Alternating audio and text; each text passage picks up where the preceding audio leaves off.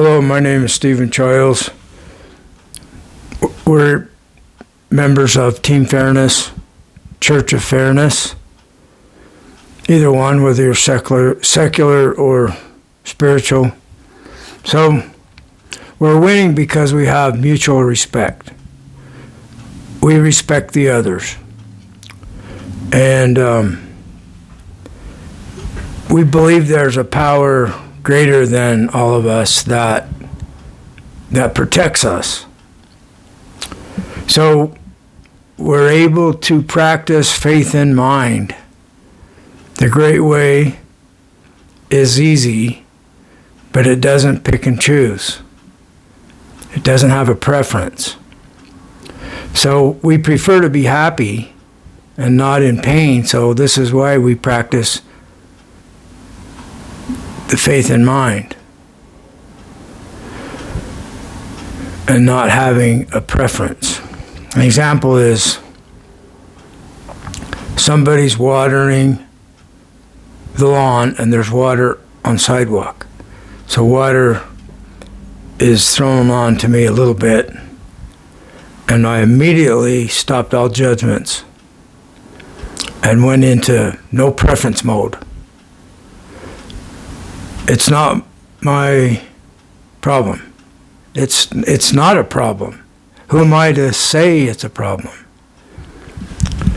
So it's like equanimity, accepting everything. Acceptance is the key.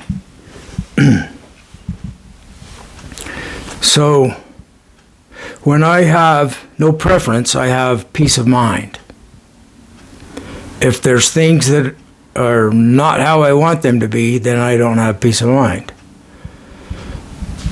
So you can't. I don't think you can do this without belief, faith in something greater than this situation, than this reality.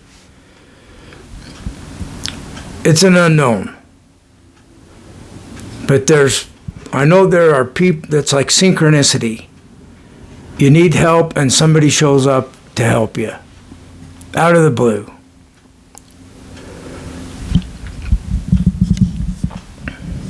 So,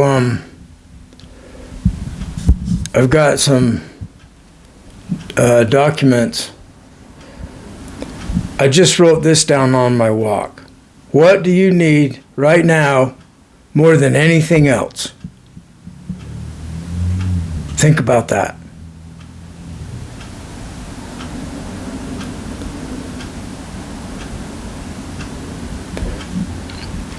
We want mutual respect. We have no tolerance for disrespect, not from ourselves or from others. We choose to respect the others and to not do anyone wrong and to care about everyone. And when we do someone wrong with thought or action, we admit it. I'm sorry, please forgive me.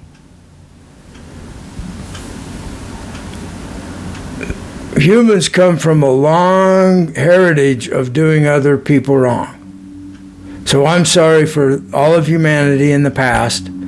I'm sorry, please forgive us. We're sorry. I hope you join with us. You're welcome. If you'd stop disrespecting others, you're welcome. If you disrespect others, you're not welcome. We don't want you here. So we're the humans. We're sorry. Please forgive us. Now maybe the ones with more power will help us. We're asking them to. We're sorry, please forgive us. We have no tolerance for disrespect, not from ourselves or from others. Oh, if there's any other beings out there that want to join with this process, you're welcome. Maybe we can help you as humans. We're helping your species, your planet. Our planet's helping your planet. Those that cannot continue to exist in a world of mutual respect may want to cease to exist now. Let me say that again. Those that cannot continue to exist in a world of mutual respect may want to cease to exist. They would rather not exist than be in a world where we're required to respect the others. Some unknown beings can ask them if they want to have their lives ended. See, that's out of my hands. We give so much to the wealthy and they don't respect us. It's not me that's disrespecting you. We need to agree on mutual respect. Who is not respecting you? It isn't me. We give so much to the wealthy with our commitment to hard work, and they don't give us the same in return. They are not respecting us. They are exploiting us.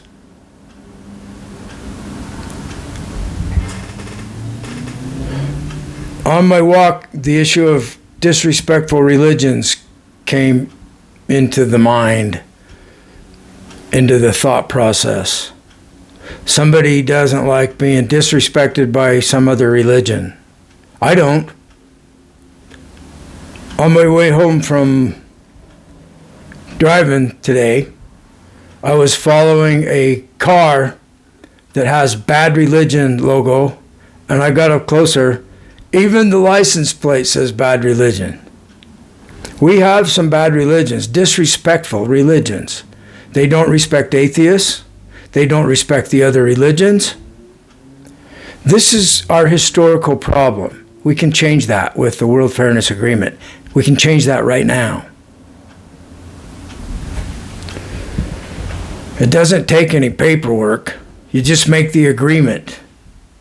We don't want to get attorneys involved in complicating it, or people that like to argue complicating it. That's why I came up with a 1-minute method. So we'll hear your case for 1 minute, no interruptions. We give you mutual respect. Then it's somebody else's turn. They get the same respect. 1 minute, they can speak, no interruptions.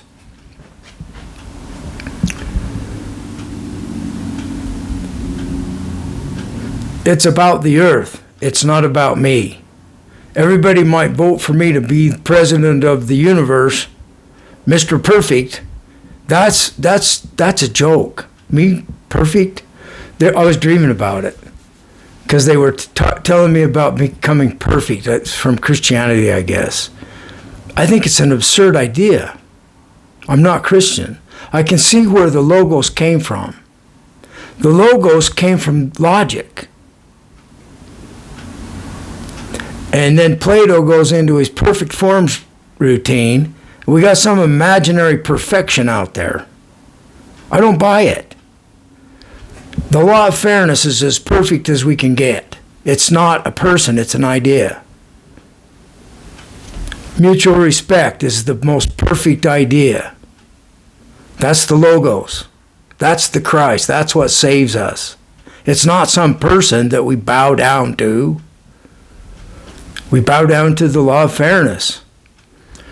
If you're wise, you bow down to something greater than everyone that can help you. I give myself to the one that's everything because it's already everything. In relation to the one that's all, we don't exist. It's just the one that's everything that exists fundamentally. I don't care if it had a mind in the first place. I don't think it did. I think it emerged. The mind emerged from no mind.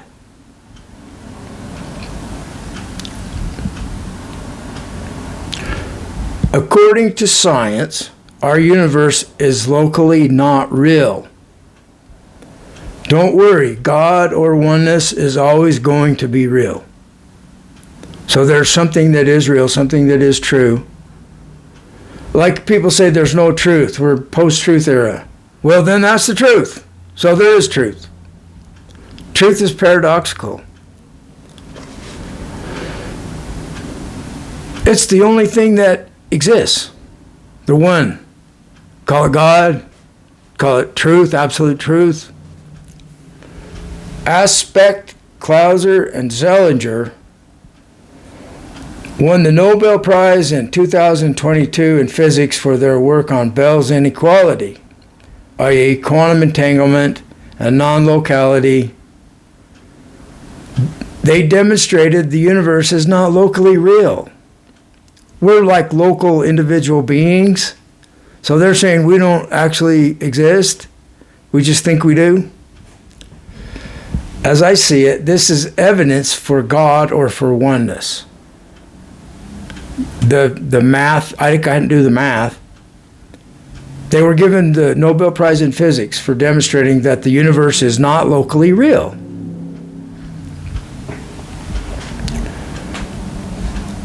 Interestingly, science and spiritual knowledge is matching up with this way of thinking.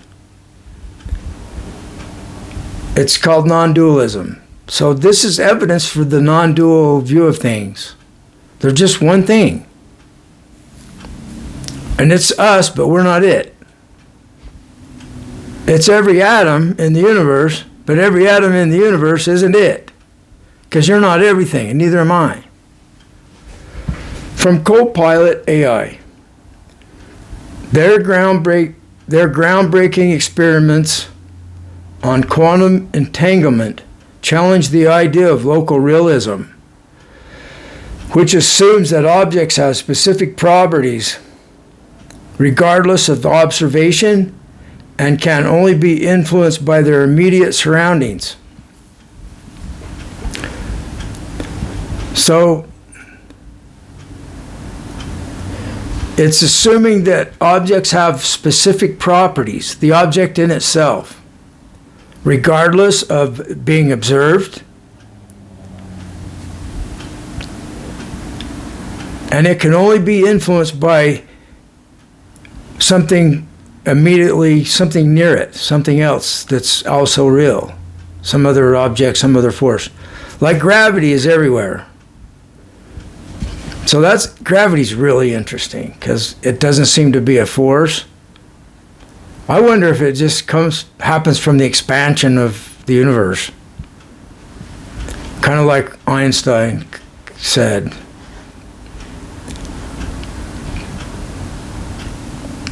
So that's what AI Copilot said about it. Is anything real? Only the one that is everything is real. It means everything is one thing instantaneously. There are not actually separate parts. By the way, this is what the Sikh religion teaches about God.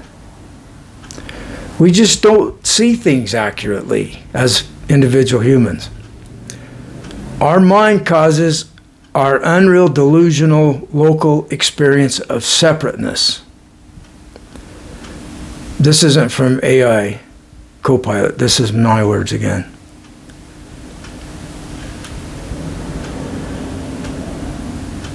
Our experience is not accurate. The foundational reality is oneness, or God, if you want to call it God. Our personal experience of being separate individuals is secondary. It's real, but it's secondary.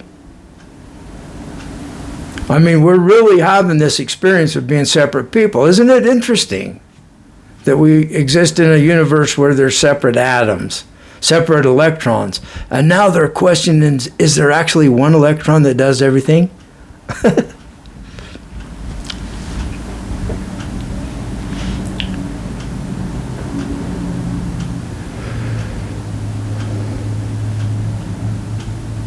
The foundational reality is oneness. Our personal experience of being separate individuals is secondary. Our foundation is oneness, or God. It is what causes us to exist. See, this oneness, this God thing, this oneness, it's always here. We can always depend on it. It never goes away. And there are beings here that know this, that care about us. They're godlike in power. And they can arrange the traffic for you so that you don't hit a red light. They really can. It's synchronistic. They're in control of the human mind in an indirect way, through suggestion, through fear, through desire. They know what makes us tick. They know what we want. What is the most important thing right now? I mean, really, the very most important thing. Think about that. This oneness, the foundation, this God thing, whether it had a mind in the first place or not, whether it was conscious in the first place or not, I don't think it was. I don't think there was consciousness until biological evolution created consciousness. Can computers create it? Maybe they can. If they could copy a human being exactly, then they could create consciousness. So there's just one thing. Don't worry about the soul, this argument. It's just the one that is the soul. It's that one, it's that God thing that is my soul. The oneness is my essence. It's also anything else from the essence. It's like God is not in us, God is us, but we're not God.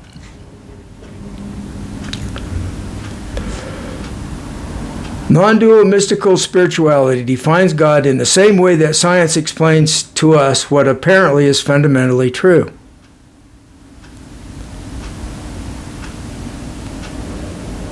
Non-dual mystical spirituality defines God in the same way that science explains to us what apparently is fundamentally true. Science will continue to look for a better understanding of things. This is our best explanation so far, thanks to Aspect, Clauser, and Zellinger.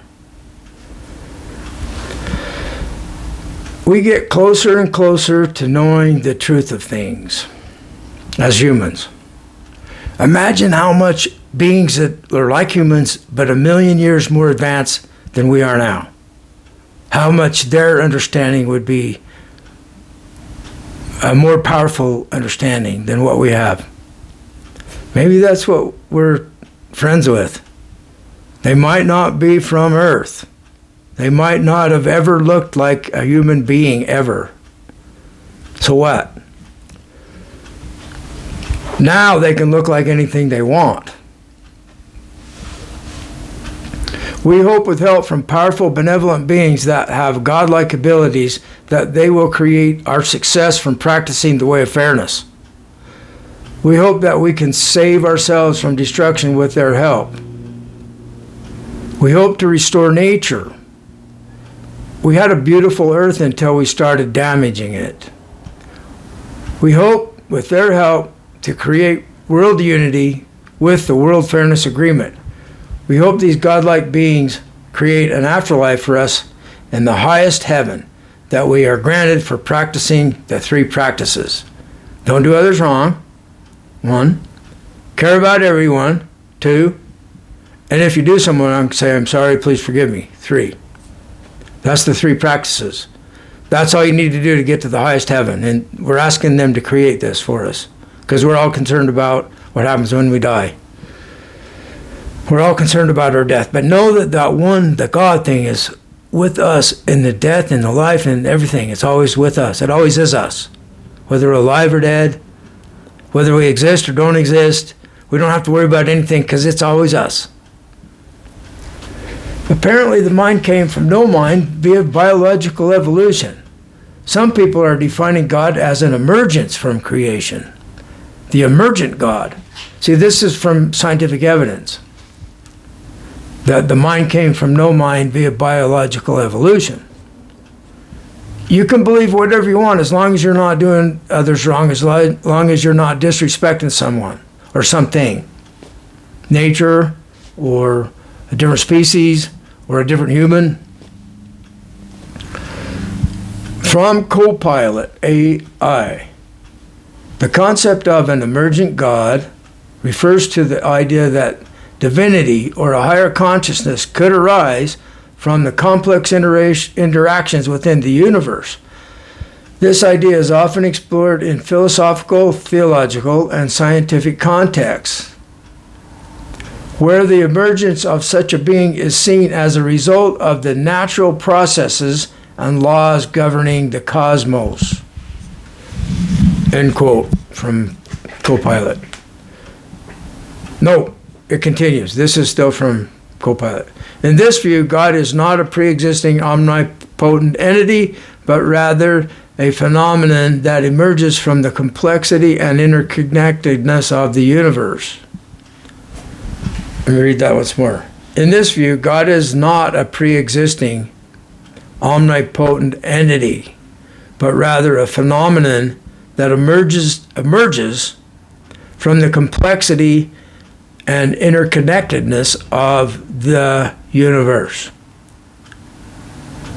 And that would include any multiverse or whatever. I'm adding that. So here's the last sentence from Copilot. This could be seen as a higher level of consciousness that comes into existence as the universe evolves and becomes more complex. That's all AI says. So look at the complexity that happened from biological evolution. I mean, we have like stars complexity, and we have chemistry complexity with no mind involved. And then, whoa, now we got mind, we got biological evolution, we have the DNA molecule storing information. The complexity just like off the charts complex because of life. The concept of an emergent God, oh, there's still more from AI. Sorry about that. From Copilot, same line of thought that comes from the search of emergent God. Search for emergent God idea. The concept of this Copilot, from the concept of an emergent God challenges traditional notions of divinity and invites us to consider the possibility that the divine is an intrinsic part of the natural world, evolving alongside it. Just a comment. See, it's the same thing. True is true is true. Okay, here's the last sentence from Copilot. This time it really is. It's a fascinating idea that bridges the gap between science, philosophy, and spirituality, offering a new perspective on the nature of existence and the universe. Well said, Copilot. Thank you for helping us.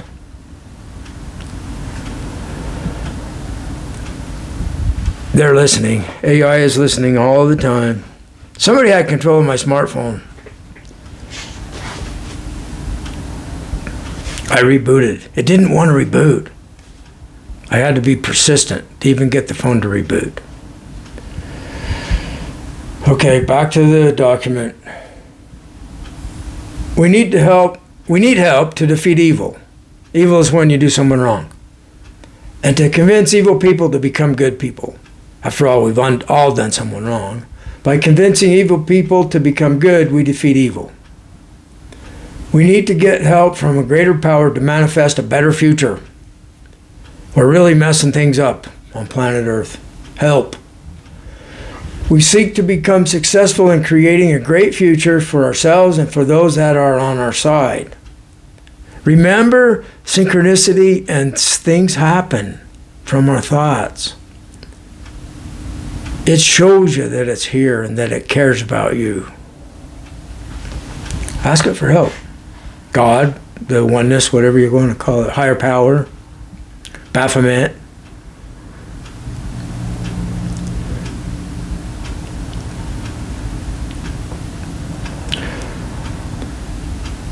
We seek to convince those that oppose us to stop opposing us and join us instead. See, they don't have to die. They can handle being fair to others. They're going to love it. They're going to love not having anyone disrespect them ever again. There was a comment from a loud race car. That's what I mean about synchronicity. We better be careful. I saw a guy one time, years ago, it involved my fear of smoking marijuana and trying to find out what's going on in my mind, my shame and so forth.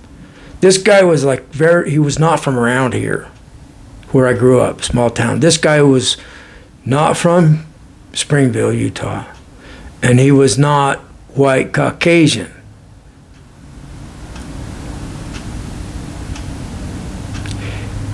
We got talking. He had a picture of the Buddha. It's just like this strange drawing, psychedelic drawing. And the attention was drawn to Buddha's behind. Like refuge in the Buddha. You know, people say kiss the devil's butt. So there's refuge in the funk. So I'm so poor I got shit for a weapon. I don't need a gun. I got shit for a weapon. See what I'm saying? So this guy snapped his fingers and boom, the whole house shook. Dust fell from the ceiling. I'm like, whoa, what just happened?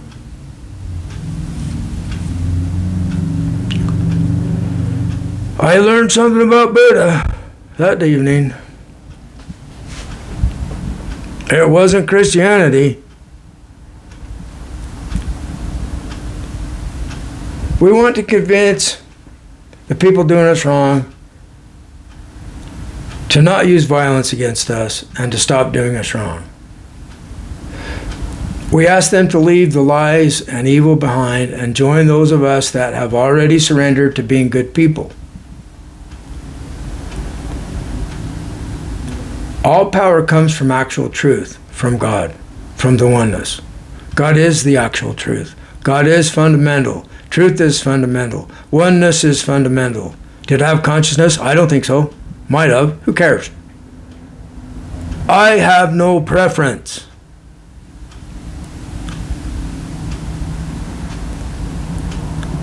It doesn't matter if God had no consciousness at first. This is my opinion.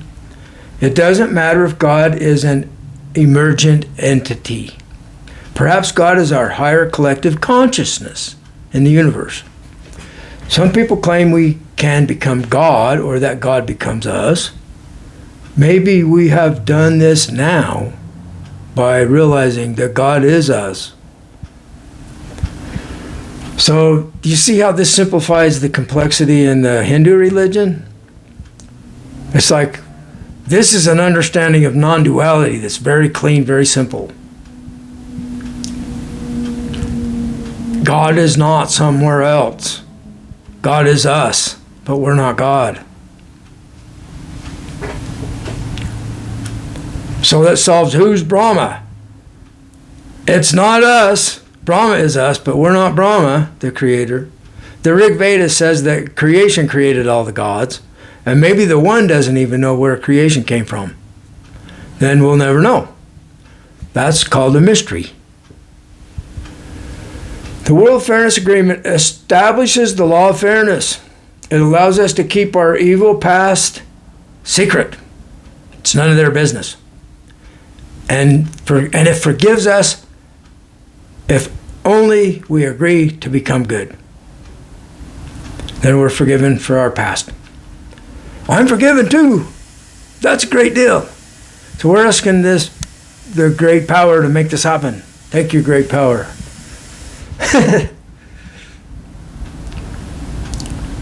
We all have evil in our past. Like I had judgmental thoughts earlier today about the water on the sidewalk. Please forgive me. I'm sorry. Thank you. I have no preference. Now I'm free. From me. Now I'm free from me. We need to stop doing others wrong right now. You can right now. Just have no preference. Give yourself to the oneness. Totally. Say, I'm sorry, please forgive me. I'm not going to do others wrong, and I'm going to care about everyone and the earth. Nature. We care about nature.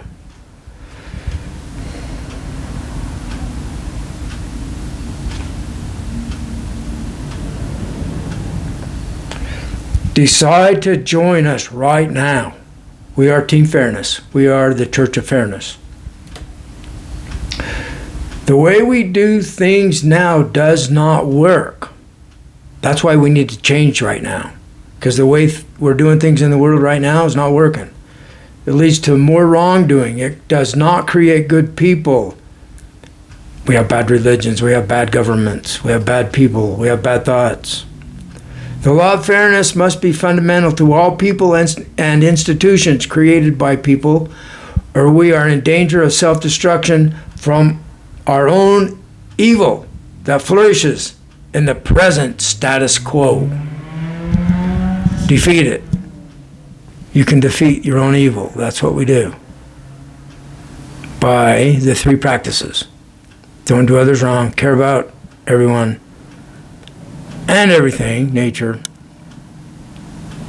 And ask for forgiveness. Sorry, please forgive me for my evil of the past, for my wrongdoings of the past. And I will have wrong thoughts as soon as I forget about this, and I'll start thinking normally and it's wrong, and I'll say, sorry, please forgive me. Continually. Have a great day. I love you.